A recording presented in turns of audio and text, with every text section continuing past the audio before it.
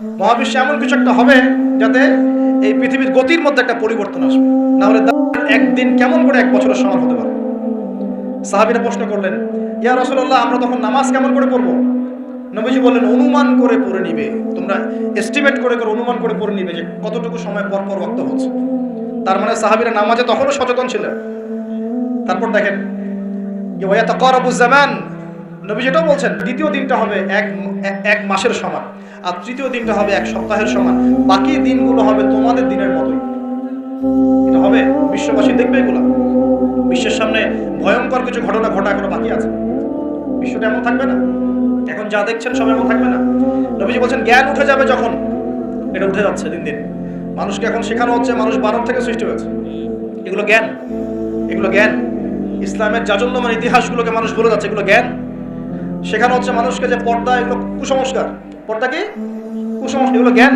জ্ঞান কাকে বলে? ওয়ুকবাদুল ইলম, মানে জ্ঞান উঠে যাচ্ছে, কবজ করে নেওয়া হচ্ছে। আর দেখেন আরেকটা হাদিস আসছে, আল্লাহ পাক কিন্তু কোরআন হাদিসকে তুলে নেবেন না। একটা হাদিস আসছে, আল্লাহ পাক কোরআন হাদিসকে তুলে নেবেন না, কিন্তু আলেমদের মৃত্যু হবে বেশি বেশি। আলেমদের জান কবজ করার মধ্য দিয়ে আল্লাহ পাক জ্ঞান উঠিয়ে নেবেন। একটু দেখেন না কয়জন আলেম আছে মাঠে, দেখেন তো কয়জন আলেম। আলেম তো অনেকেই আছে আলহামদুলিল্লাহ, কিন্তু বরেণ্য ওলামা যাদের কথা হাজার লক্ষ কোটি মানুষ শোনে, এমন আলেম কয়জন আছে দেখেন। আস্তে আস্তে প্রবীণ আলেমরা সব চলে যাচ্ছে। আর যে প্রজন্ম আমরা তৈরি করছি, এই প্রজন্মের কতজন এর অর্জন করে ওই চ্যালেঞ্জ বুকে নিয়ে জাতিকে সংস্কারের জন্য নেমেছে দেখেন একটু। আমাদেরকে দুনিয়া পেয়ে বসেছে। আমাদের চিন্তা হচ্ছে মসজিদ ইমামতি নিয়ে একটা তারাবি পড়াবো, ইমামতি করবো, একটা মাদ্রাসার মুহতামিম হবো, এতটুকুই আমার চিন্তা স্বপ্ন। কেন? স্বপ্ন থাকতে হবে যে আমি আমার জ্ঞান দিয়ে উম্মাকে পরিবর্তন করবো ইনশাআল্লাহ, এবং আল্লাহর জমিনে আল্লাহর দিন প্রতিষ্ঠা করে ছাড়বো ইনশাআল্লাহ। এরকম চ্যালেঞ্জ নেওয়ার মানসিকতা আছে কয়জনের, খেয়াল করে দেখেন। আর হিউজ এই যুব সমাজ যারা জেনারেল লাইনে পড়ছে, তাদের মধ্যে কয়জন আলেম হচ্ছে একটু চিন্তা করেন। আর যারা 2-1 উঠে আসার সুযোগ পাচ্ছে, তাদেরকে আবার মানুষ বুক ভরে রিসিভ করছে না, তারা হেল্প পাচ্ছে না, সহযোগিতা পাচ্ছে না, বরং হিংসার শিকার হচ্ছে, বিদ্বেষের শিকার হচ্ছে, আগ্রহ হারিয়ে ফেলছে। আমি এখানে এসে কি করবো, আমাকে তো বুকে টেনে নেয় আর কেউ নেয়, এমন মনে হচ্ছে মানুষের কাছে। তো জ্ঞান উঠে যাবে, কিন্তু শুধু কোরআন সুন্নাহ আল্লাহ পাক তুলে নেবেন না, এমনটা আল্লাহ পাক বলেন নাই। আল্লাহ বলেছেন, তার নবীর মাধ্যমে জানিয়েছেন যে আলেমদের মৃত্যু হবে, সংখ্যা কমে যাবে। সংখ্যা বেড়েছে না কমেছে? সত্যি কথা হচ্ছে আলেমদের সংখ্যা, বরেণ্য আলেমদের সংখ্যা কমছে দিন দিন। মানুষ অনেক সময় জাহেলদেরকে আলেম বানিয়ে দিচ্ছে। অনেকে কোরআন তেলাওয়াত করতে পারছে না, সে এসে ওয়াজ করা শুরু করছে। আবার বড় বড় মুফতিদেরকে বাহাজও ডাকছে, দেখেন না? একটা আয়াত তেলাওয়াত করতে পারছে না, একটা আয়াত তেলাওয়াত করলে 10টা ভুল হচ্ছে। একটা খুতবা, জুমার খুতবা দিতে গিয়ে 19টা ভুল করে ফেলছে। ইন্নাল হামদুলিল্লাহ এইগুলা বলতেই তার 19টা ভুল হচ্ছে। অথচ সে এখানে স্টেজে বসে বসে মানুষকে ওয়াজ বাহাসের জন্য ডাকতেছে। কত বড় মুফতি আছে, আসো সামনে বসো। তাহলে সত্যি সত্যি এটা হচ্ছে না? জাহেলদেরকে মানুষ আলেমের জায়গা দখল করছে। আমরা এখন আলেম হই নাই, যে শব্দগুলো আমাদের সামনে ইউজ করা হয়, কসম আল্লাহর, এগুলোর সাথে আমাদের কোনো সম্পর্ক নেই। এখন আমরা শুধু তালেবে ইলম আছি। আর আমি দোয়া করি আমি তালেবে ইলম অবস্থায় থাকতে চাই, কারণ জ্ঞানের কোনো শেষ নাই। দোলনা থেকে কবর, জ্ঞান অর্জন করতেই থাকতে হবে। নবী মুসা আলাইহিস সালাম পর্যন্ত জ্ঞান অর্জন করতে গিয়েছেন খিজিরের কাছে আলাইহিস সালাম, জান নাই? নবী মুসা আলাইহিস সালাম বলছেন আমি সবচেয়ে জ্ঞানী মানুষ। আল্লাহ পাক বলছেন না, তুমি সবচেয়ে জ্ঞানী মানুষ না, ওই যে আমার বান্দা খিজির, ও জ্ঞানী মানুষ। তখন তিনি বলছেন আমি তার সাথে দেখা করতে চাই, জ্ঞান শিখতে চাই। হাল আত্তাবিউকা আলা আন তুআল্লিমানি মিম্মা উল্লিমতা রুশদা, তিনি গিয়ে বলছেন আমাকে কি আপনার সাথে রাখবেন? আল্লাহ পাক আপনাকে যা শিখিয়েছেন তার থেকে কিছু শেখাবেন। কে বলছে? নবী মুসা আলাইহিস সালাম। তো নবী মুসা আলাইহিস সালাম তালেবে ইলম হতে পারেন, আর আমরা কি ইয়া হয়ে গেছি নাকি? তো এই আন্তর্জাতিক খ্যাতি সম্পন্ন হাবিজাবি এগুলো বয়কট করেন, দরকার নাই এগুলো, কোনো দরকার নাই। এমনি আমরা তালেবে ইলমই থাকতে চাই। আর আমরা শুধু দায়ী মাত্র, আপনাদেরকে হয়তো দাওয়াত দিতে পারবো, কিন্তু ফিকহের কঠিন মাসালাগুলো, গভীরতা, এগুলো আমরা বলতে পারবো না, এগুলো মুফতি সাহেবরা বলতে পারবেন না। তো বরেণ্য ওলামায়ে কেরামদের সংখ্যা কিন্তু কমছে। আমরা দোয়া করি আল্লাহ পাক সমস্ত মাজলুম ওলামায়ে কেরামকে মুক্তি দানের ব্যবস্থা করেন, এবং আল্লাহ পাক বাংলার জমিনে আলেমদেরকে দিয়ে ভরিয়ে দিন ইনশাআল্লাহ। আর জাহেলদেরকে আল্লাহ পাক আলেমের জায়গায় আনা থেকে আমাদেরকে হেফাজত করুন বলে। আর আমাদের সবাইকে এই ট্রল পাগল হলে চলবে না, ইস্যু পাগল হলে চলবে না, সমালোচনা সংস্কৃতি রং করা যাবে। আপনি মানুষ তৈরি করেন, মানুষ তৈরি করা অনেক কঠিন, নামিয়ে দেওয়া সহজ। আমরা এই জায়গায় আসতে অনেক কষ্ট করতে হয়েছে, কিন্তু নামানো কিন্তু খুব সহজ। একটা ইস্যু দিয়ে নামাতে পারে না, একটা ইস্যু সৃষ্টি করে নামাতে পারে। এই জায়গায় আসতে কিন্তু অনেক কষ্ট করতে হয়। অতএব আল্লাহর দ্বীনের সাথে গাদ্দারি করলে আল্লাহ পাক ছাড়বেন না, কিন্তু এটা মাথায় রাখবেন। আল্লাহ পাক আমাদের সবাইকে বোঝার তৌফিক দান। নবীজি বলছেন কখন এই ভূমিকম্পগুলো আসবে, সিরিজ ভূমিকম্পগুলো কখন আসবে? যখন জ্ঞান উঠে যাবে এবং জালজালা বাড়বে, ইয়াতাকারাবু জামান, জামানা কাছাকাছি চলে আসবে। আরো বলছেন নবীজি যে তোমাদের মাল সম্পদ বৃদ্ধি পাবে, ফায়াফিদু, এবং মাল সম্পদ উপচে পড়বে তোমাদের। দিন দিন দেখছেন না যে যার স্যান্ডেল কেনার টাকা ছিল না, সে এখন উঁচু উঁচু বিল্ডিং তৈরি করতেছে, দেখেন না? এটাই তো নবী সাল্লাল্লাহু আলাইহি ওয়াসাল্লাম হাদিস জিবরিলে কি বলেছেন? ওয়ান তারাল হুফাতাল উরাতাল আলাতা রিয়া আশ-শাই ইয়াতাতাওয়ালুনা ফিল বুনিয়ান। নবীজি বলেন কিয়ামতের অন্যতম নিদর্শন হচ্ছে সমাজের নগ্ন পদের খালি গায়ের রাখাল শ্রেণীর মানুষ উঁচু উঁচু বিল্ডিং নির্মাণের প্রতিযোগিতা করবে। এমনটা হচ্ছে না? সম্পদ বাড়ছে মানুষের, এটাও একটা কিয়ামতের সাইন। নবীজি আরো বলেন ওয়াজাহরাতিল খায়নাত ওয়াল মুগান্নিয়াত, এবং বেশি বেশি বাদ্যযন্ত্র এবং নায়িকা নর্তকী এগুলোর সংখ্যা বাড়তে থাকবে। বাড়ছে না এগুলো বাড়ছে। এই সময় নবী সাল্লাল্লাহু আলাইহি ওয়াসাল্লাম বলছেন যে এই জালজালাগুলো আসতে থাকবে। এটা একটা হাদিস। একটাতে আসছে যে নবী সাল্লাল্লাহু আলাইহি ওয়াসাল্লাম বলছেন লা ইয়াশরাবান্না নাস মিন হাযিহিল উম্মাহ আল খামর। আমার উম্মতের মধ্যে কিছু মানুষ মাদকদ্রব্য পান করবে, সবাই না, কিছু মানুষ মাদকদ্রব্য পান করবে। ওয়া ইউসাম্মুনাহা বিগাইরি ইসমিহা, এবং সেই মাদকের নাম তারা পরিবর্তন করে খাবে। খাচ্ছে না মানুষ এখন? মাদককে মদ বলছে না। এই যে তোমরা টাইগার খাও কেন, স্পিড খাও কেন, এগুলোর মধ্যে অ্যালকোহল নাই? দিব্যি বাচ্চাদেরকে এগুলো খাওয়াচ্ছে অনেকে, দেখা যায়। আপনারা কি পাগল হয়ে গেছেন নাকি? এগুলোর মধ্যে এমন ক্ষতিকর উপাদান আছে যেগুলো দিয়ে মানুষের কিডনি ড্যামেজ হয়ে যায়। দিব্যি রোজার মাসে রমজান রোজা খুলেই একেবারে সিগারেট হাতে নিয়ে একদম এগুলো খাওয়া শুরু করে। এগুলোর মধ্যে মাদকদ্রব্য আছে। যে পানীয়র মধ্যে যাররা পরিমাণ মাদকদ্রব্য থাকবে সেটাও মাদক, মনে রাখবেন।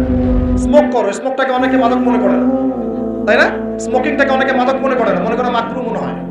মাকরু মানে কি? মাকরু মানে কি ভালো? মাকরু মানে কি? মাকরু মানে কি? কোরআনে সূরা বানু ইসরাঈল খুলে দেখেন, বড় বড় কিছু পাপের কথা মেনশন করে আল্লাহ পাক বলছেন এই পাপগুলো ছেড়ে দাও, এই পাপগুলো আল্লাহর কাছে মাকরু, এই পাপগুলো আল্লাহর কাছে অপছন্দের পাপ। এটা কি মাকরু মানে কি জায়েজ করে নেওয়া? সিগারেট খাওয়া বন্ধ করেন, ওয়াদা করেন আমার সাথে যে আজকে থেকে কোনদিন সিগারেটে হাত দিবেন ইনশাআল্লাহ। কোনো প্রকার এইসব টাইগার মাইগার স্পিড খাবেন, এসব ভালো জিনিস না। ভালো কিছু খান না, ভালো কিছু খান। আর অনেকে দেখা যায় যে জর্দা খাওয়া শুরু করেছে।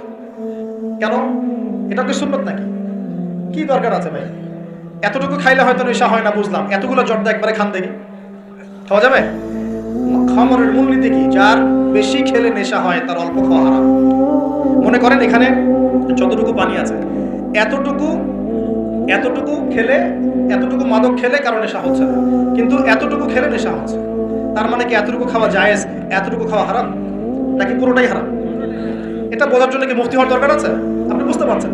অতএব এই যাবতীয় মাদক দ্রব্য থেকে দূরে থাকতে হবে, না হলে ভূমিকম্প আসবে। কিন্তু ভূমিকম্প আসবে। আর মাদক দ্রব্য নিয়ন্ত্রণ অধিদপ্তর দিয়ে শুধু মাদক নিয়ন্ত্রণ করা যাবে না। মানুষের ঈমান আকীদার পরিবর্তন দরকার। মানুষের মধ্যে আল্লাহর ভীতি জাগ্রত করতে হবে, তাহলে মানুষ অটোমেটিক মাদক ছেড়ে দেবে ইনশাআল্লাহ। আমরা কি যুবক ভাইদের কাছে ওয়াদা নিতে পারি ইনশাআল্লাহ তাআলা জীবনেও কোনোদিন মাদক খাবো না, জীবনে কোনোদিনও মাদকের ধার কাছে যাবো না ইনশাআল্লাহ। আল্লাহ পাক সাক্ষী থাকুন, আল্লাহ কবুল করুন, আমিন। প্রিয় ভাইরা, এটা নবীজি বলছেন লা ইয়াশরাবান্নান নাস মিন হাযিহিল উম্মতি খামরুন, আমার উম্মতের কিছু মানুষ খামর মাদক পান করবে। ওয়া ইউসাম্মুনাহা বিগাইরি ইসমিহা, এর নাম রাখবে ভিন্ন, অন্য নামে ডাকবে, মাদক বলে ডাকবে না। আর কি করবে? ওয়া ইউযাফু আলা রুউসিহিম, তাদের মাথা, এটা বোঝেন একটু ভালো করে। ওয়া ইউযাফু আলা রুউসিহিম, তাদের মাথার কাছে থাকবে মাআজিফ। ইউযাফু আলা রুউসিহিমুল মাআজিফ, মাআজিফ মানে হচ্ছে বাদ্যযন্ত্র। মাআজিফ মানে কি? বাদ্যযন্ত্র। এখন বলেন তো মাথার কাছে বাদ্যযন্ত্র থাকবে মানে কি? কি বুঝলেন? কে বলেছে? ইয়ারফোন, ব্লুটুথ, এই যে আপনি যে মাথায় কানে দিয়ে রাখছেন, মাথায় আছে না? দেখেন নবী সাল্লাল্লাহু আলাইহি ওয়াসাল্লাম কতদিন আগে, 1400 বছর আগে এই হাদিস বলে গেছেন যে ওই সময় আমার উম্মতের একটা অংশ এরকম করে হেডফোন দিয়ে মাথা দিয়ে গান শুনবে, কানের ভিতরে গান মিউজিক চলবে, চলছে না? ওয়াল মুগান্নিয়াত, এবং তারা গায়িকা নায়িকা নর্তকী নাচাবে। নাচায় না মানুষ? শহরগুলোতে গিয়ে দেখেন, খালি গায়িকা নর্তকীর শহরে যাওয়া লাগে, ফেসবুক ইউটিউব ঢুকলেই তো দেখা যায়, সবখানেই নাচতে আছে আর কি। রাস্তাঘাট, ব্যাংক ব্যালেন্স, অফিস আদালত, সব জায়গায় নগ্নতা বেপরদামি চলে গেছে। রাস্তাঘাট, বাস, ট্রাক, যেখানে যাবেন সেখানে। কোথায়? ডানে তাকাবেন ডানে, বামে তাকালে বামে, সামনে তাকালে সামনে, পিছনে পিছনে। মেয়েদেরকে নিয়ে আমি কালকে লেকচার দিব ইনশাআল্লাহ। ওদেরকে অনেক কিছু বলার আছে, অনেক কিছু বলার আছে। কারণ সমাজের একটা বড় ক্ষতি হচ্ছে এদের কারণে। সমাজের একটা বিশাল ক্ষতি হচ্ছে বেপরদা মেয়ের কারণে। বহু দিনদার পরেশগার যুবক পর্যন্ত ঈমান হারাচ্ছে এদের কারণে। আর বাসায় তো এদের বাপ নাই, মনে হয় বাপ নাই, ভাই নাই, স্বামী নাই, কেউই নাই, এদেরকে বোঝানোর কেউ নাই। অনেক দিনদার ছেলে পর্যন্ত এদের ফিতনায় দিন হারিয়ে ফেলছে। বারবার বলি তোমাদেরকে যে একটা হালাল রিজিকের সোর্স তৈরি করো, তাড়াতাড়ি বিয়ে করে ফেলো। বিয়ে ছাড়া চাহিদা, লজ্জাস্থানের হেফাজত, এগুলো করার কোনো বিকল্প কোনো পথ নাই, বিকল্প কোনো পথ নাই। যে পথগুলো দেখা যায় এগুলো হতাশা আরো বাড়াই দিবে, এগুলো আপনাকে আরো জানোয়ার বানায় ফেলবে ভিতর থেকে। যুগ চলছে, মেয়েদের ইজ্জত আবরু রক্ষা করা খুব চ্যালেঞ্জের কাজ। মেয়েদের ইজ্জত আবরু রক্ষা করে এত চ্যালেঞ্জ। একটা ছেলে হাফেজ হতে গিয়েছে মাদ্রাসায়, তার সাথে যদি টিচার এরকম কাজ করে, এই টিচারকে জাতির সামনে এনে ফাঁসি দেওয়া দরকার। তখন সবার একটা আক্কেল হবে, শিক্ষা হবে। পাপ তো পাপই, আলেম করলেও পাপ, জালেম করলেও পাপ, নাকি ওটা মাফ হয়ে যাবে নাকি? এই ঘটনাগুলো ঘটছে কেন? কেন ঘটবে এই ঘটনাগুলো? আল্লাহ পাক আমাদের সবাইকে বোঝার তৌফিক দান করুন। আর এই ঘটনাগুলো ঘটার অন্যতম কারণ হচ্ছে, যেটা বলছিলাম প্রিয় ভাইয়েরা, এই পাপগুলোর কারণে কিন্তু আল্লাহর শাস্তি নেমে আসে। খমর এক নাম্বার ছিল শিরক, তারপর কুফর, মাপে কম দেয়া, অন্যের সম্পদ আত্মসাৎ করা, মাদকদ্রব্য সেবন করা, এই যে গান বাজনা, বাদ্যযন্ত্র, নর্তকী নাচানো, এগুলোর কারণে কোন শাস্তি আসে ভাই বলেন? আল্লাহর পক্ষ থেকে জালজালা মানে ভূমিকম্প। জালজালা মানে কি? ভূমিকম্প। আর আসবে সিরিজ, মানে বছর জুড়ে চলবে এগুলো। আরেকটা হাদিস বলে শেষ করছি।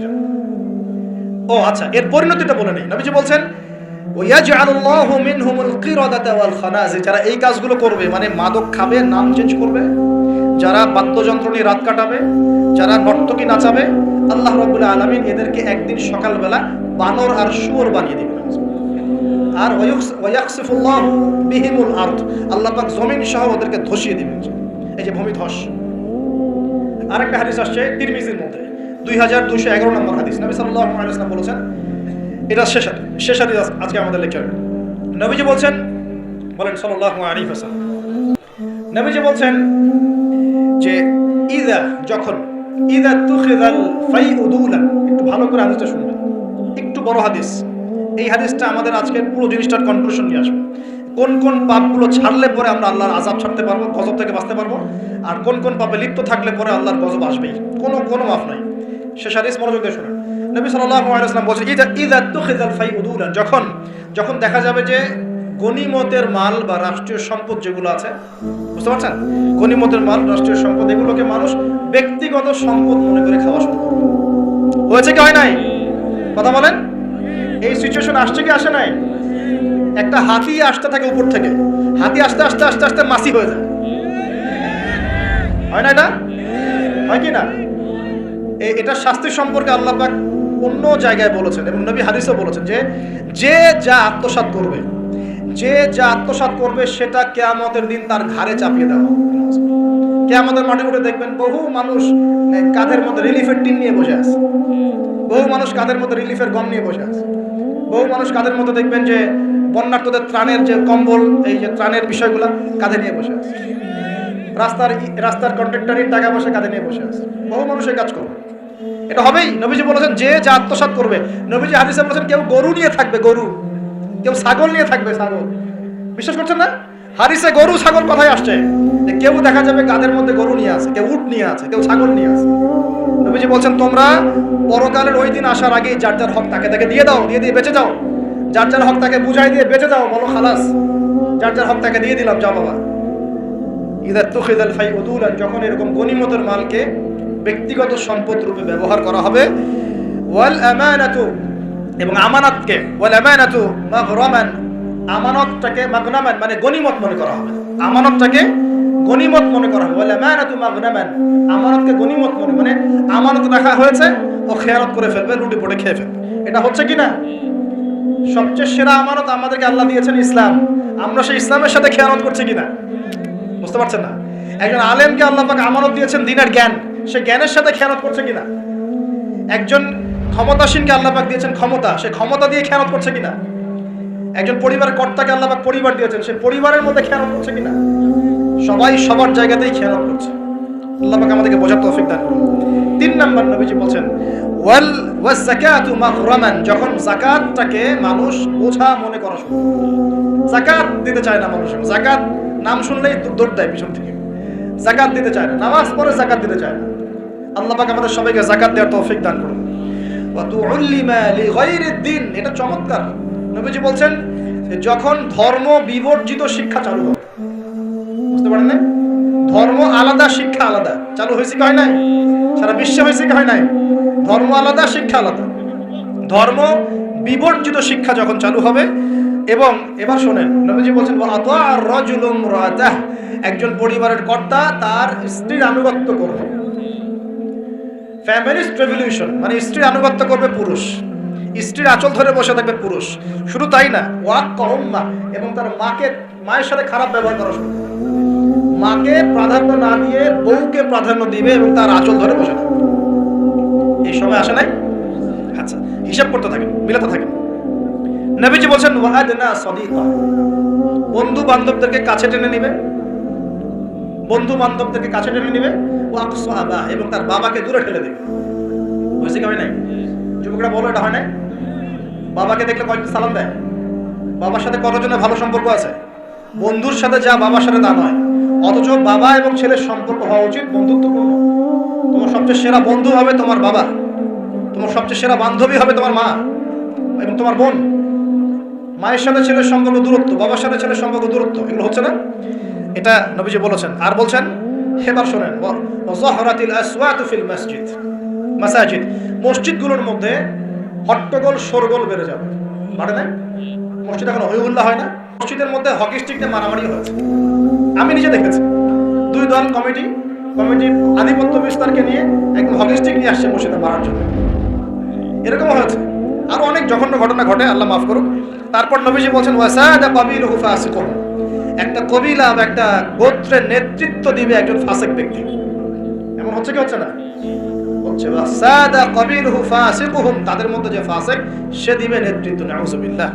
নবীজি আরো বলছেন ওয়া কানা যাঈমুল কওমি আরযালাহুম, সমাজের সবচেয়ে নিম্ন শ্রেণীর মানুষ কওমের জিম্মাদার হয়ে যাবে। সুবহানাল্লাহ। নবীজি আরো বলছেন ওয়া উকরিমা রাজুল, একজন ব্যক্তিকে এই কারণে সম্মান করা হবে মাখাফাতা শাররি, তার ভয়ে তাকে সম্মান করা হবে।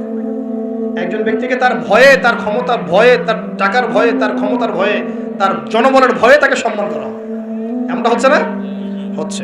নবীজি আরো বলছেন ওয়াজহরাতিল কায়নাত ওয়াল মুগান্নিয়াত, ওয়াজহরাতিল কায়নাত ওয়াল মাআজিফ, ওয়াজহরাতিল কায়নাত ওয়াল মাআজিফ, গায়িকা এবং বাদ্যযন্ত্রের প্রচলন বাড়তে থাকবে। গায়িকা বাদ্যযন্ত্র ব্যাপক হারে বাড়তে থাকবে। এবং ওয়াশুরিবাতিল খুমর, এবং বেশি বেশি মাদকদ্রব্য সেবন করা হবে। ওয়া লা'না আখিরি হাযিহিল উম্মাহ উলাহা, উম্মতের শেষ দিকের মানুষেরা প্রথম দিকের মানুষকে গালি দেওয়া শুরু করবে। এই পাপগুলো যখন সমাজে দেখা যাবে, এই পাপগুলো যখন সমাজে দেখা যাবে, তখন তোমরা ফাল ইয়ারতাকিবু, এবার ধেয়ে আসবে ইনদা যালিকা, তোমাদের দিকে ধেয়ে আসবে চারটা আযাব। কয়টা আযাব? চারটা। এক নাম্বার, নবীজি বলছেন রিহান হামরাআন, উত্তপ্ত গরম বাতাস তোমাদের দিকে ধেয়ে আসবে। এখনো কি এসেছে? আসবে। আমি রিসার্চ করেছি, এই নাসা এই গবেষণা শুরু করেছে, সূর্য থেকে এরকম ক্ষতিকর কিছু উত্তপ্ত বিকিরণ আসতেছে পৃথিবীর দিকে, এবং সামনে আসবে পৃথিবীর দিকে, দেখে নিন। নাসাও বলছে এটা আসবে, কারণ ওইখানে হিলিয়াম গ্যাসের বিস্ফোরণ হচ্ছে সূর্যের মধ্যে।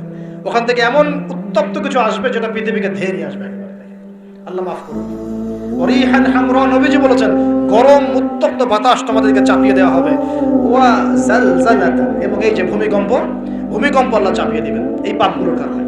আর কি হবে? ওয়া খাসফান, এবং ভূমি ধসে যাবে নিচে। ভূমি কি হবে? ধসে যাবে। আর বলছেন ওয়া মাসখান, এবং মানুষের চেহারা, সুরত, আকৃতি পরিবর্তন হয়ে যাবে। এটাকে বললাম যে বানর সুর হয়ে যাবে। আরো কিন্তু আকৃতি পরিবর্তনের আরো ব্যাখ্যা আছে। ছেলে এখন মেয়ে হয়ে যাচ্ছে, মেয়ে ছেলে হয়ে যাচ্ছে, দেখছেন না? খবরগুলো বাড়ছে না? এটাও মাসখান, মানে আকৃতি পরিবর্তন হয়ে যাচ্ছে। আরেকটা হচ্ছে ওয়াকাযফান, এবং আসমান থেকে আল্লাহ পাথরের বৃষ্টি বর্ষণ করবেন। এই পাঁচটা শাস্তি তোমাদের কাছে ধেয়ে আসবে। কিভাবে?